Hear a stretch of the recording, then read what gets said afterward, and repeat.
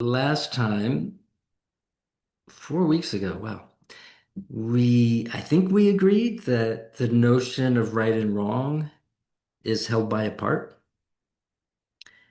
Um, I am putting forth the idea that the whole thing doesn't exist and it's a legacy burden that we're all kind of infected by, but you don't have to believe that.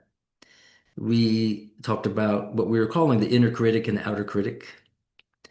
Um, I asked you things like, or you ask each other in the breakouts, what tends to happen when these parts blend? And then also ask them what are their concerns if they weren't doing that job. And we use some of those answers today.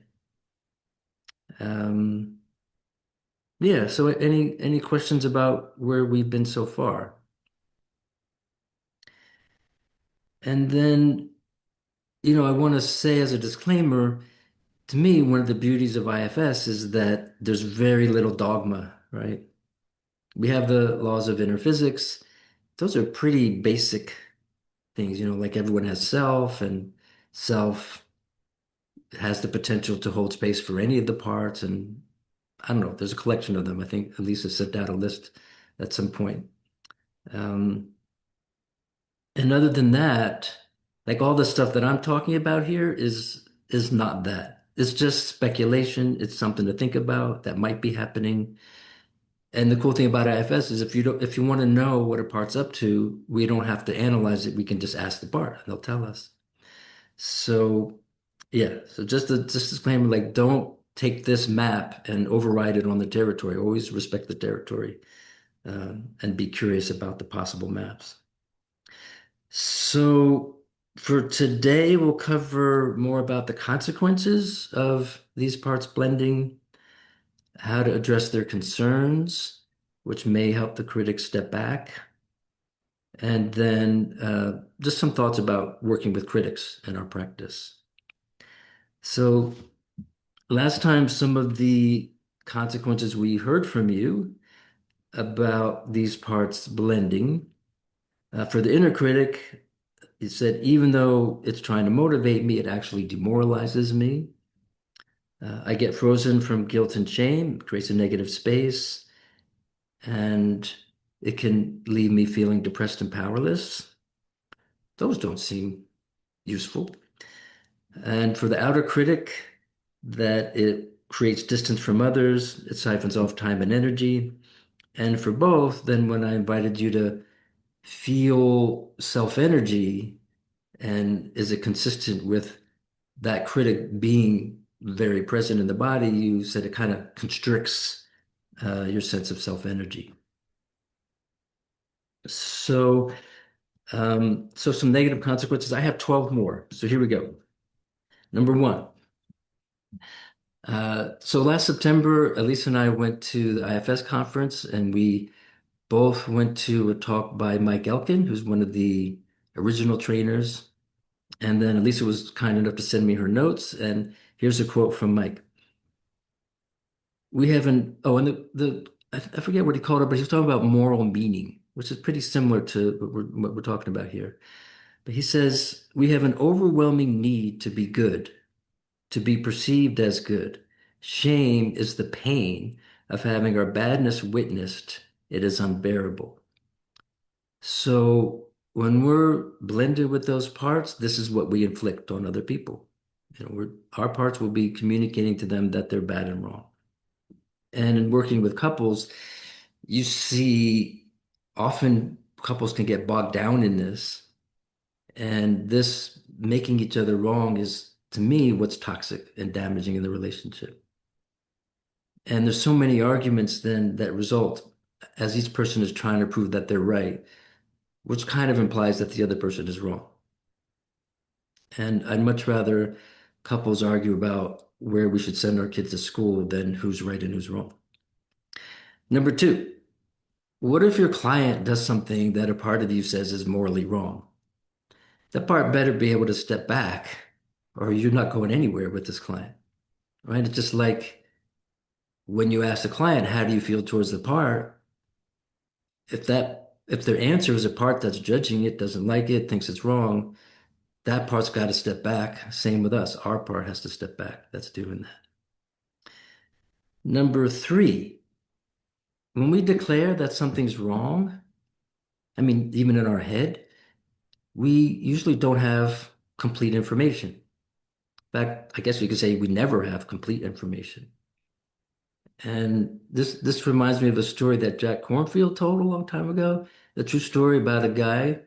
He was late for somewhere, but he had to get something in the store. So he stops in, he picks up his one item, he goes to the express lane, and there's just one person in that lane, so that's fortunate, and she just has one item, and she also has a baby.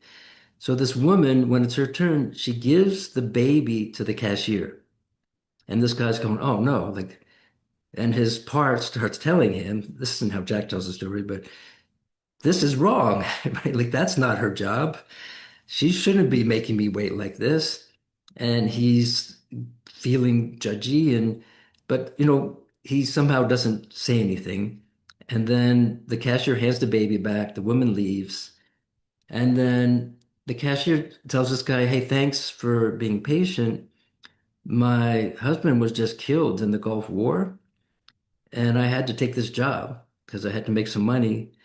And that woman is my mother-in-law, and that's my baby. She brings my baby in, and this is when I get to see my baby during the day. So how many times, do we have a part that's upset at someone who's driving a certain, whatever it is, and we don't know why that's happening? Number four, if something is wrong and bad, it doesn't lend itself to compromise. All right. So if you remember about polarization and polarity, we want to promote healthy polarity in a system, in any system. And so, for example, let's say you think your partner is too strict with the kids. And if you don't make them wrong, if you just go, well, I don't like seeing that kind of discipline, but they're not wrong, then you could hold down the other side of that polarity.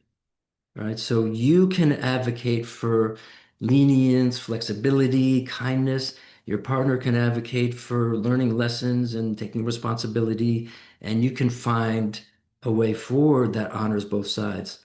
If they're wrong, it's binary. There's no compromise with that. So number five, all right, after we first exploded the atomic bomb, Albert Einstein said, you cannot solve a problem on the same level where it was created. And so if I'm in opposition to someone and I think they're wrong, they think I'm wrong, I'm right there on that level. I'm not going to have much leverage unless I can let go of that judgment of right and wrong and kind of rise up to the level of self where I'm mostly going to be in acceptance. I might not like their position, but I'm not making it wrong. That gives me much more power. Number six. So here's something I thought about, and I confirmed it with my artificial friend who says, throughout history and psychology, research suggests that people who view themselves as righteous or morally certain have often caused more organized and large-scale suffering than those who are amoral. Number seven, maybe you've heard of the idea of the U-turn. Right? The idea is if I'm working on myself and I have an issue with someone, I always have the opportunity to do that U-turn and go, well, what's going on with my parts? But if I've just decided that they're wrong, then why would I do a U-turn? My focus is on their wrongness. So that really deprives us of an opportunity to have a trailhead and to get to know our parts better. Number eight, here's a question. I'm sure you've heard people talk about emotional safety, right? Like, oh, I find your therapy office is such a safe space, or this group I'm in, or maybe you think this class is safe or not so safe, whatever it is. But what do we even mean when we talk about that?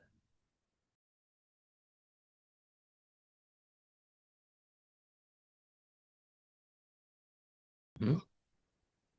Any other thoughts? I mean, that's what it is to me. I mean, what you said too, Maureen, it's totally. a part of it. But if I had to boil it down, I would say a safe space is one where no one is blended with their critics. And I'm safe from being made wrong or being made bad. So as soon as we're blended with that part, we have uh, eliminated safe space. Number nine, if you have an opponent in an issue and you make them bad and wrong, at extremes, you start to lose sight of their humanity. And this kind of justifies a harsher attack on their position. They feel under threat. They fight back harder, which is not the result we're really looking for. And people will fight to the death to prove that they're right. And on the other side of that, if we make their position wrong, we're not going to include it in our perspective, which leads us to overstep and take extreme positions. And then like if you look at elections are lost because someone or people took an extreme position, which is then thrown up in a political ad about how ridiculous the other side is, right? So in the end, it's not effective. Number 10, quote from John Kennedy, an error doesn't become a mistake until you refuse to correct it. And so, of course, we want our opponents in a disagreement to correct their mistake, their errors. That's what we're arguing about. But if we make them wrong, they'll tend to double down to prove that they're right. And then on the other side, if there's no wrong, then it's much easier for me to go, I made an error. Okay, let me correct it. And that's going to lead me to a much better outcome than if I'm trying to prove I'm not wrong. Number 11. So this has to do with people who have a hard time making decisions, and maybe you've had a client where that has become an issue. And sometimes what's going on is a part of them thinks there's a right and a wrong. And so it's like, well, I have these two options, and one of them is going to be the right one, and one of them is going to be the wrong one. And then the part's like, well, I refuse to make the wrong decision. Like that's like not okay. And now they're paralyzed. So coming out of this notion of right and wrong can help us see, oh, there's just different paths, and either path could be fine. And it kind of allows decisions to go forward and stops the paralysis. And finally, number 12, there's a whole, any you familiar with nonviolent communication? NVC, yeah. So it's a whole communications process built around this. And, my assessment, I haven't studied NVC, but I have been beaten up with it before. And my assessment of NVC is like, well, here's how you talk when your critic has stepped back. So learn to talk this way. I'd rather learn to get my critic to step back, and then I will naturally talk that way. And the whole, when they're calling this nonviolent communication, I really love that because it's telling us that judgment is violent. To make someone bad and wrong is violent. Okay, so hopefully this will persuade you since there's 12 things. If there was only 11, maybe, forget about it. But there's 12 reasons to really look at this. So let's move on to what can we do? So what do we do? That sounds like John Oliver. He always goes to after he says how messed up something is, he goes, well, what can we do? In that great accent. Okay, what can we do? So for the inner critic, how do we address the concerns of the inner critic and give it more opportunity to relax back?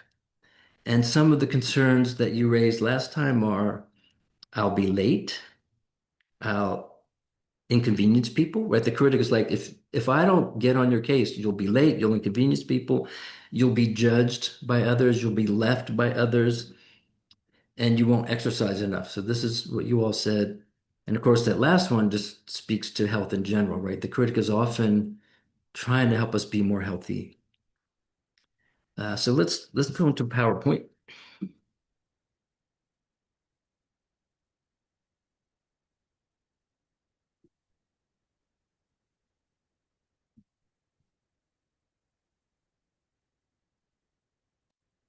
So maybe you recognize this from level one.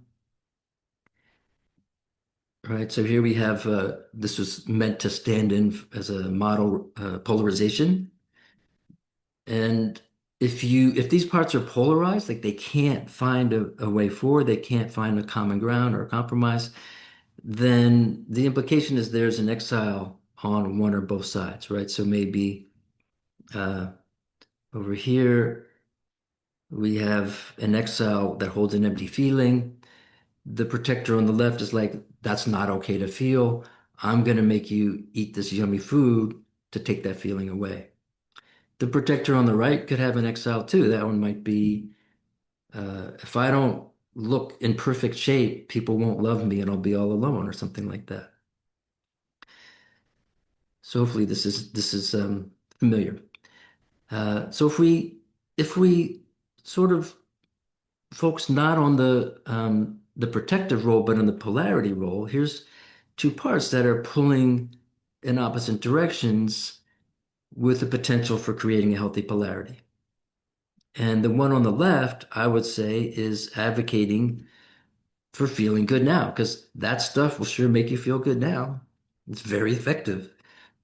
So that part on the left is really an advocate for present parts. And the one on the right is taking the side of future parts. Because if I exercise and I eat healthy, I'm going to feel good later. I'll feel good in an hour. I'll feel good tomorrow. And if I keep eating and exercising like this, I'll feel good 20, 30 years from now. So what tends to happen with the critic, I think, is that it takes the side of the future parts. And when that happens, it tends to, oh, well, let's see, like you ever go to a dessert, a restaurant, and they have a sinful dessert, right? So it kind of speaks to this.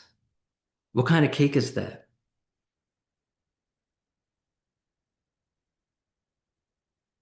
It's devil's food. It's bad. That food is bad. All right. So when you got the critic saying that it's bad, tends to set up a polarization. And so what would be a typical part that would start to fight back against the critic? I think what we see a lot is like a rebellious part, right? So if my critic makes me diet for a month and tells me how bad I am if I eat the wrong food, eventually this critic's going to go, I can do whatever I want. You can't tell me what to eat. We just were good for this month, so now we could be bad. And we get caught in this polarization. This is why diets don't work, right? Because after people diet for a while, eventually the other part comes out and takes over. So what if we eliminate these parts and not eliminate, but if we can show the critic that we're focused on the future parts and we're listening to them and we're going to make sure they get heard, this should allow the critic to relax it back. And then we're dealing with a polarity where we can find common ground, we can find a way forward. So, oops, how do I stop this?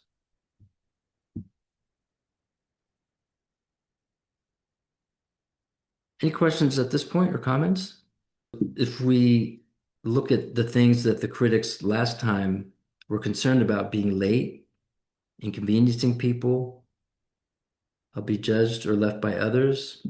I mean, in a way, even a part that says you're selfish or, you should be more considerate, it's for our future, right? Because what it's going to do is inspire me to give up something that I want in this very moment for the future benefits of a good relationship. So even the future parts could take over for that and to say, yeah, give this up because in the future you'll be glad you did. Why does the critic feel the need to represent future parts? I'll tell you what I think.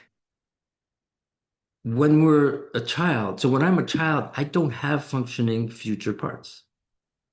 I don't have the brain development that can hold the future in my mind as a reality.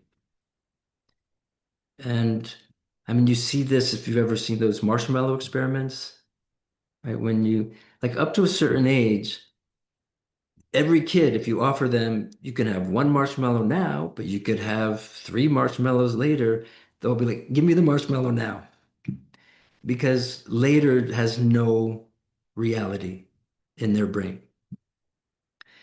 So if you go to a kid and go, listen, I don't want to be all critical and get you into this right and wrong stuff. You can brush your teeth or not. But you should know if you don't brush your teeth now, you might be sorry later. It's not going to work. It doesn't understand about later. You kind of have to say, listen, you have to brush your teeth. It's wrong that you didn't brush your teeth. This whole notion of right and wrong is how we're going to get through our early life because we don't have future awareness. And this sometimes it seems to me that these future parts really do live only in one part of the brain and other parts don't have it.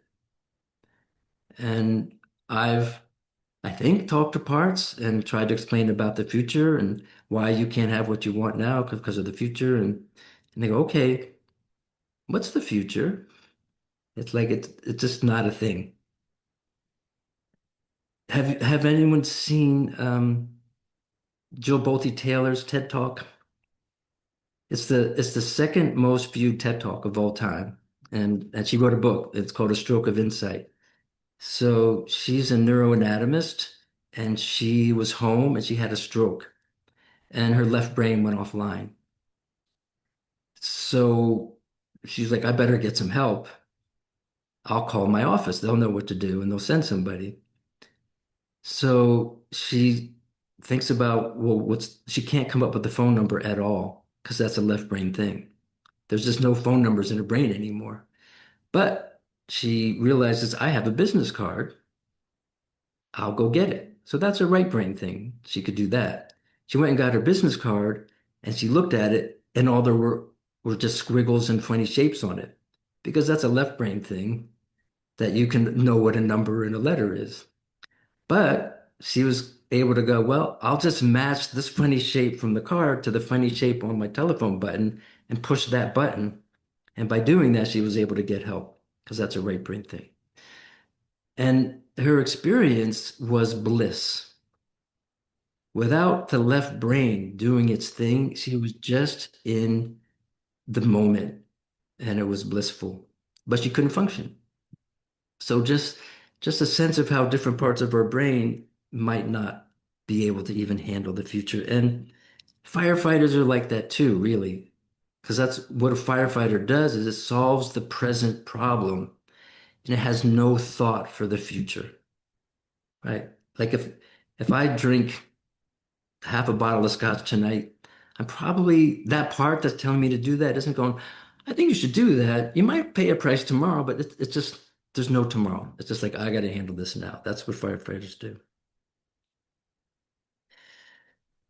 So ultimately, do we need the inner critic to help us be a quote good person, which maybe we would say a person who is going to inspire connection and relationships? And no, because the qualities of self do this, right? The quality of connectedness and compassion. I don't need my critic to make me be a good person if I feel connected. Then I know if I hurt my neighbor, I hurt myself. I'm going to share another story from a movie. So has anyone seen The Substance? Okay. That's an intense movie. So here's like a brief synopsis of the plot. So Demi Moore is a TV star. She has an exercise show. She turns 50 and her producer's like, okay, you're fired, you're too old. And that's devastating for her. So she hears about the substance that can cause you to split into two bodies, like two people. So she takes it and she turns into two. And the young one, the other version that came out of her is like a younger version, and that one goes and gets her job back. So she's very excited about that. And they can only be alive one at a time. So each one gets a week while the other one is just lying on the floor of the apartment. And so the young one, during her time, she's kind of messy. And then Demi Moore wakes up and it's her turn, and she's like, doesn't like the mess. So to get her back, she makes a huge mess all over the apartment. Like, I'll show her. And then the young one has her time, and she doesn't like that. But then she takes a little extra time over her week that she's not supposed to do, and that causes like a really bad consequence for the Demi Moore character. And so that she gets upset and she calls the helpline for the substance. And basically, the guy says to her, "Remember, you are one." Right? Whatever you do to hurt the other person, you're going to hurt yourself. You got to live like that. So I thought that was I don't know, maybe that was her intention, but I thought that was a nice metaphor for what it's like to be a human being when we're all in this together. So if we remove the legacy burden of bad and wrong, what does the inner critic do? The inner critic can have a really helpful role. It could be part of a healthy polarity where we might have a part that's I think I'll just go to sleep, or I think I'll just go watch TV. And this critic can, on the other side, you know what? You could be more excellent. It can inspire us to work harder, try harder in a balanced way. And then also, what about shame? And shame is something as therapists that we kind of do battle against, like because it's so toxic. And but what if we removed the moral meaning? So going back to what Mike Elkin was saying, where shame is the sense of being bad and wrong and being seen in that, what if there is no bad and wrong? What if it's just made up? Then shame can't be that.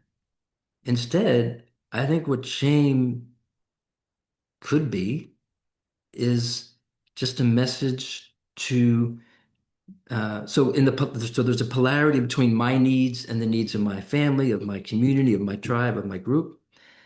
What if shame is just a message that says, okay, move towards the needs of your tribe rather than your individual need? And that's all it is. It's just a part that's pulling in that direction. And small indigenous groups use shame extensively, and this is how they create cohesion in the tribe. So I'm not just making it up, that shame has that purpose and value. And even in our culture, norms. So we have norms and laws, and norms seems operate by shame, and laws operate by fear. And laws keep people in line, but I think norms do more of that in the end than laws. And I think a big problem in our society is that we've become shameless or more and more shameless. Bring back shame, more shame. Like when I go to the airport and someone is watching TV on their tablet without a headset, it's like, where's the shame? Like I would never do that. Um, and then of course, if you watch our government functioning, the laws are still there, but what's happening is the norms are being trampled, and this is causing a real problem.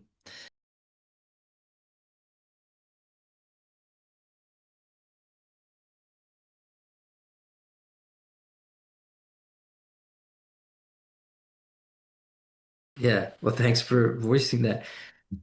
I think it's hard to let go of this legacy burden that there's even such a thing as right and wrong. But if right and wrong is just made up stuff that somebody made up and told us, or we made up, then how could I be bad and wrong if it doesn't even exist?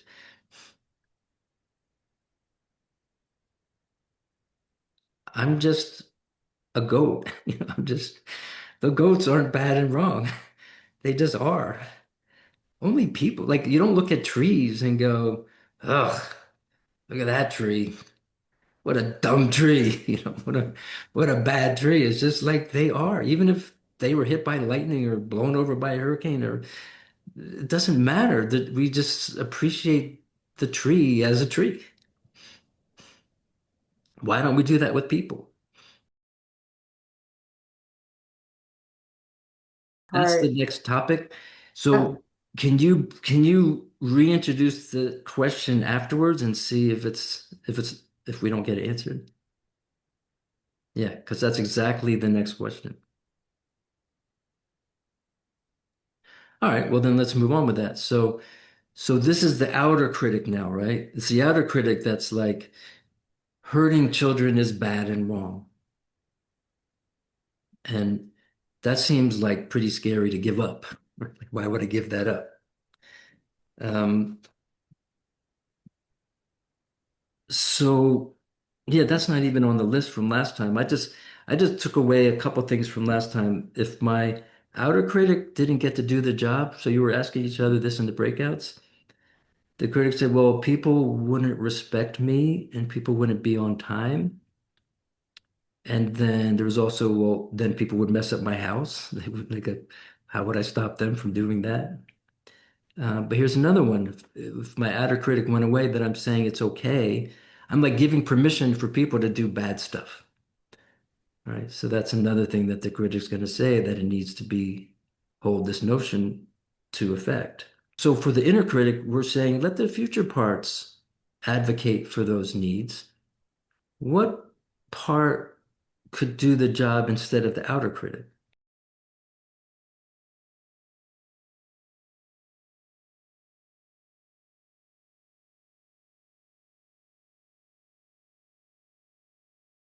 that's So if you see someone hurting a child, mhm. does it make you mad? Yes, it does. What if that was enough?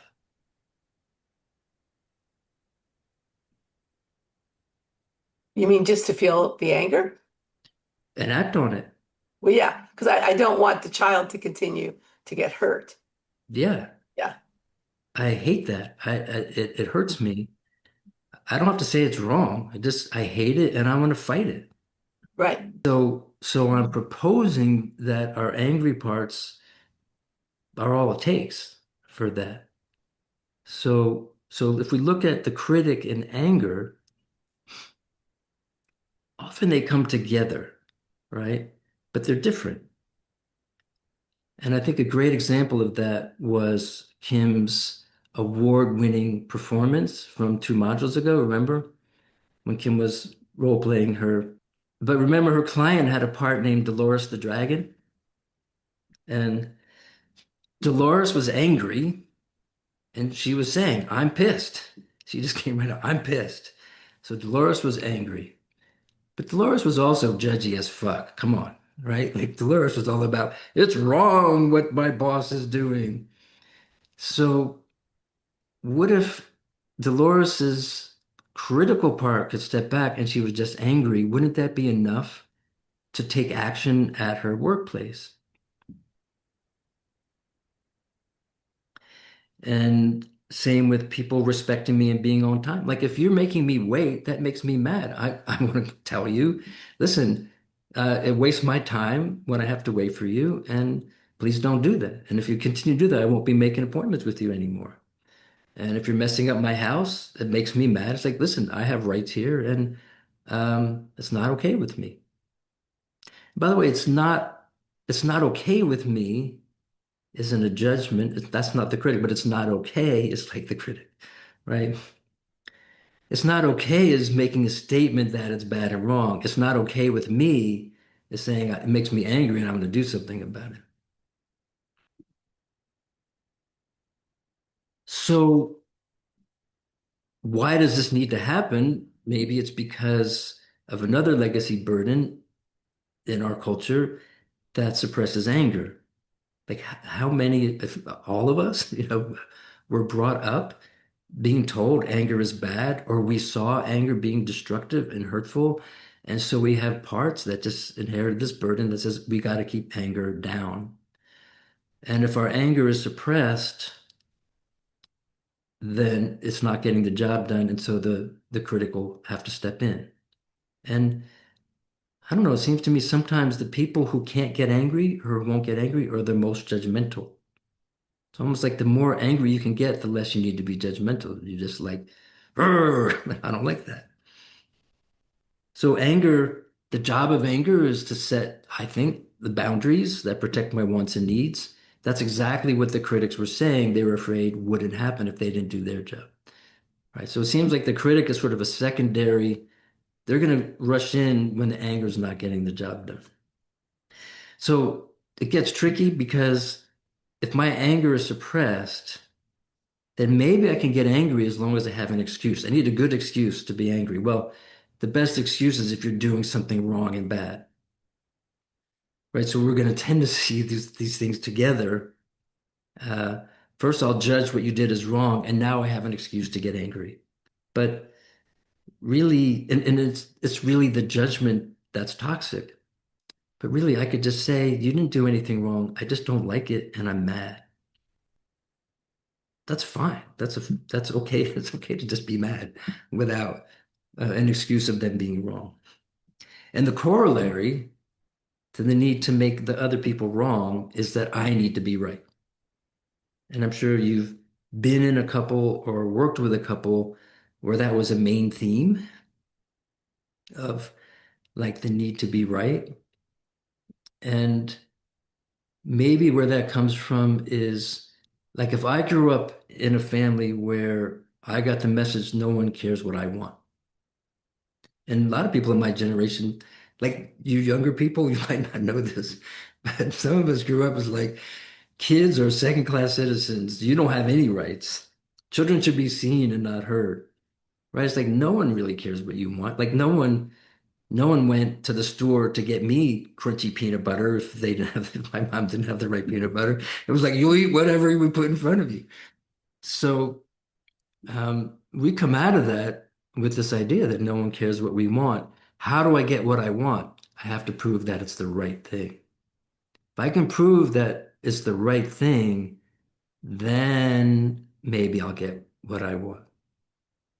So in working with couples, when that's going on, I like to just turn to the partner and go, listen, do you care about what your partner wants? Like, do you want them to get what they want? And they'll go, yeah, I love them. I want them to be happy. I want them to get what they want. So can you tell them? And they'll turn to them and say, I really care what you want. I want you to have what you want. That's really important to me. And sometimes for these people who are so invested in being right, it's a revelation. It's like sometimes it's even hard to believe that someone else even cares what they want. But that is much more powerful. You know, that works better if you just assume your partner wants what you want instead of having to prove you're right all the time. Because again, if I'm right, I'm implying that you're wrong. So another way to bring this to couples is to introduce the possibility of just being angry and expressing it. And if you do that kind of work with couples, well, first you got to deal with your own parts that are afraid of anger, if you have those, or judge anger as bad. And you may have to deal with triggers, like for people who grew up in an environment where anger was scary and dangerous. So they'll have to work through that and realize that I'm big now and it's safe. I don't have to be afraid of anger in the room. And then they like it. You know, inevitably, if I have someone express anger directly and the other person will go, oh, I knew you felt that way. I was always feeling tense. I was just waiting for that to happen. And now it feels clean and out in the open and honest. And I feel like we can work with this. And also, if I'm critical, that's about you, right? If I'm critical, I'm talking about you. If I'm angry, it's about me. I'm angry. So it's a lot cleaner in that way. It respects boundaries. So does removing the critic reduce your effectiveness, right? So we might go, well, if I don't label hurting children as wrong, will that make me less effective? I don't think so. I mean, look at the samurai. The samurai didn't judge their opponent. The samurai respected and honored their enemies, and they were pretty badass. So I question whether we need the critic to be badass and get the job done. So if you're an activist, I think I propose whatever you're fighting for, you'll be more effective if you unblend from your critic. Basically, just see your opponents as leopards. They're not bad and wrong, but you're going to do everything you can to not be eaten and not let people you care about be eaten by those leopards. And because of all those 12 reasons and all the other reasons, I think this will make you more effective. Last time, remember I asked you to take, well, let's do it. So can you just take a few breaths? We'll take a little self-energy break. So, let go of the words. Just, just really tune into your breath. Just reconnect with that place that's always there, that's spacious and open and accepting and fine. And then from that place, see if you can welcome your angry part into your body just to say hi and continue to breathe. And I'm curious, does that shut down your self-energy like the critic did last time? I know I did this really fast, but was anyone able to go real fast and get a sense of that?